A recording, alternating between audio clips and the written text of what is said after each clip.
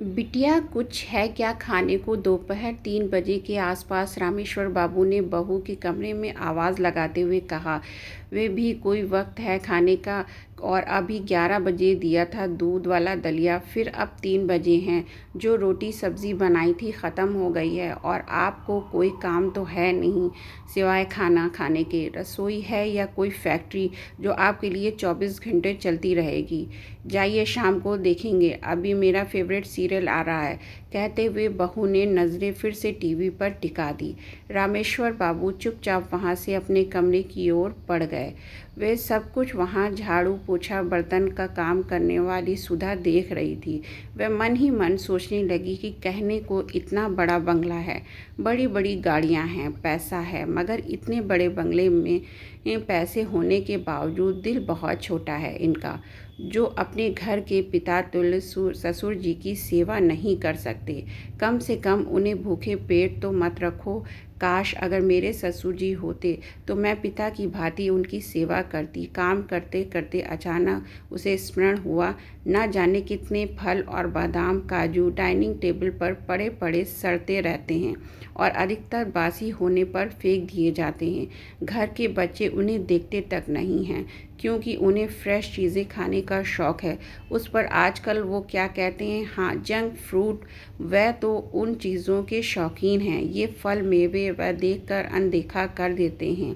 साहब मालकिन को जहाँ अपने काम और किटी पार्टी से फुर्सत नहीं है, तो वह क्या खाएंगे और क्या देखेंगे। बचे बेचारे बुजुर्ग दादाजी, तो उनका मुंह तो बिना दांतों की बस्ती है।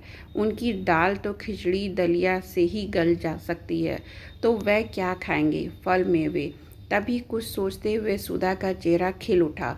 उसने एक मुट्ठी मेवा सिलबट्टे पर पीसे और ज़रा से दूध में एक पके केले के साथ मसलकर बुजुर्ग रामेश्वर बाबू को पकड़ा दिया और बोली, बाबूजी चुपचाप खा लीजिए, आपको भूख लगी है ना। अब प्यासे को थोड़ा सा पानी मिल जाए तो वो अमृत समान होता है। बुजुर्ग रामेश्वर बाबू भीगी हुई पलकों को साफ करते हुए तेजी से खाने लगे।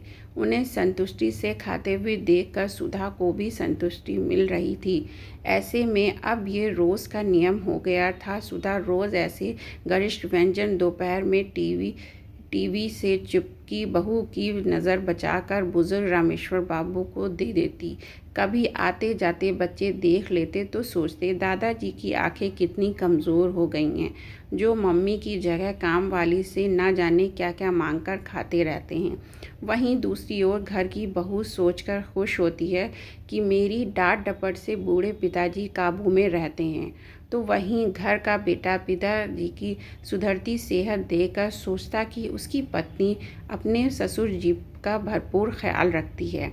और घर की कामवाली ही सुधा सोचती है, उसकी तो नौकरी भी यही है और ज़िंदगी भी यही है। झाड़ू बर्तन करते करते जाने कब सासें साथ छोड़ जाएं।